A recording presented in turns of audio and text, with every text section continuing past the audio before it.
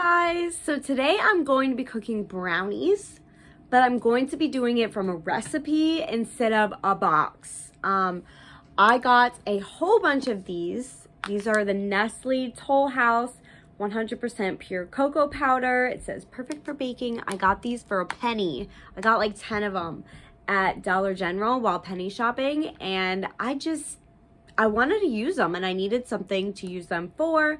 So, and they don't expire until December 2022. So I don't know if I need one or two of them, but we'll see. But I have these. Then I'm gonna need eggs, unsalted butter. Now I got this recipe online and I will put the link to the recipe in the description box down below in case you guys want to make it and you want to look at the recipe instead of following along with me. But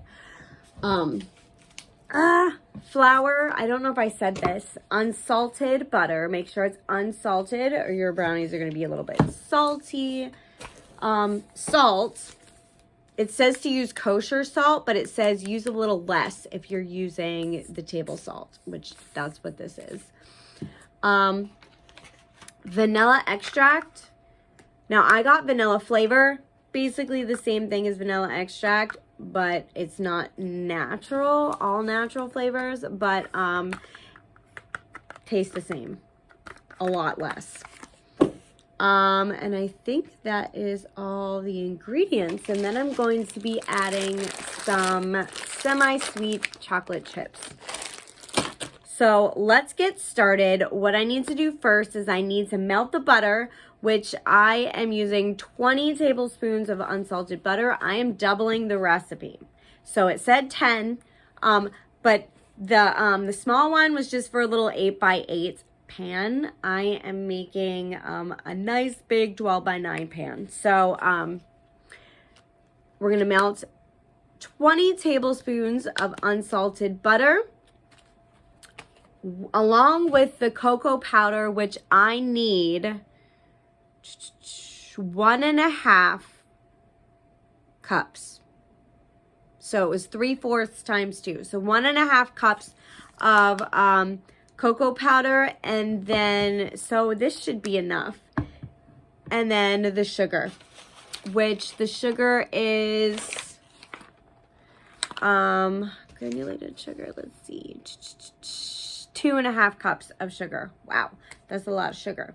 But yes, let's get started. So 10 tablespoons is equal to 2.5 sticks of butter. So now we're going to add in the 1.5 cups of the cocoa powder, which is about 3/4 of the container.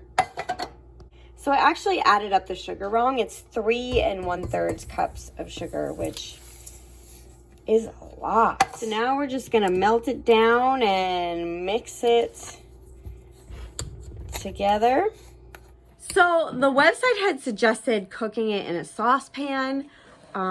It started burning the sugar to the bottom, so I just took it out and kind of finished it off in the microwave, not in this bowl, obviously, in a glass bowl, but and then I just added a tiny bit more cocoa powder and sugar for what got burnt to the bottom of the pan, but it's kind of a weird consistency. I don't know if that's normal, but hopefully when we start mixing in the wet ingredients and the flour and all that,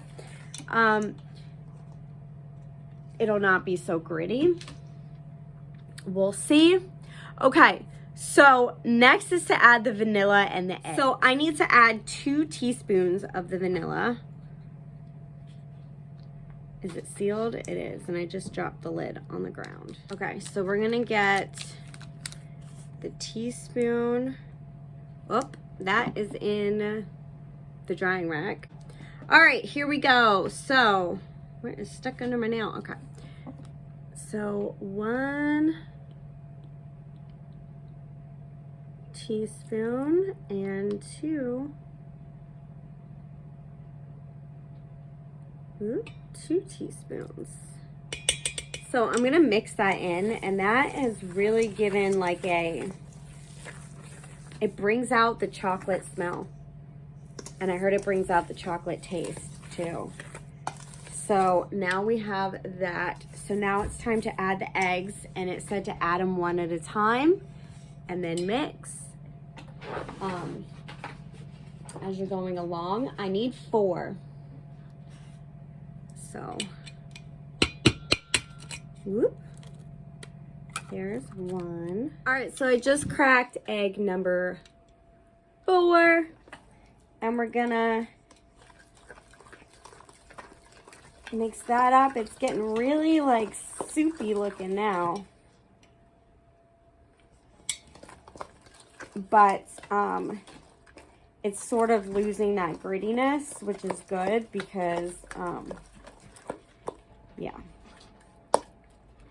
But there are like chunks. What is the chunks in there? My sugar was like clumping and getting hard. So I did take a huge chunk of sugar out of there. I don't know. Hopefully that's really not going to mess it up too much. I should have just used the new pack of sugar and just saved the old one for like my coffee and stuff. And then thrown away the chunks that were in it. But you live and you learn, right? So, I don't know. It doesn't look too bad. All right, next up is to add the flour. All right, so we've added in the flour and just gonna mix all that together until we have a brownie batter. It said to, if you're using a spoon, to like stir it maybe like 30 to 40 times. So let's do that. All right, there we are. Now we're gonna add in our chocolate chips. It said like 1 1/3 cups of walnuts if you were using nuts, but I'm not. So I guess maybe like, how many should we do? There's a 1/2 cup. Let's see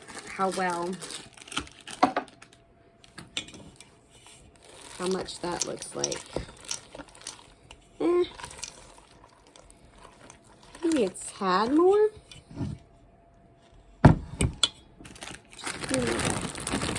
A few more, and we'll eat some.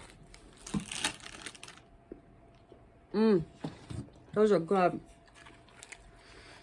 That is gonna taste so good in this.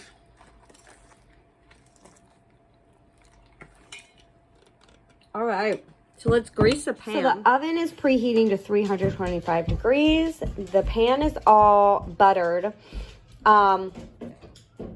Now, this pan is 1 inch bigger on both sides than 13 by 9. I didn't realize the pan I thought was 13 by 9 was like 9 by 4 or something like that. So, yeah, I'm going to be using my bigger pan, so they might be a little bit thinner. So the batter's all lined in the pan, and now I need to bake for like 20 to 25 minutes, maybe a little longer since I doubled the recipe, but we'll do the little toothpick trick. So I'm really failing at this. I forgot to add the salt. I don't know.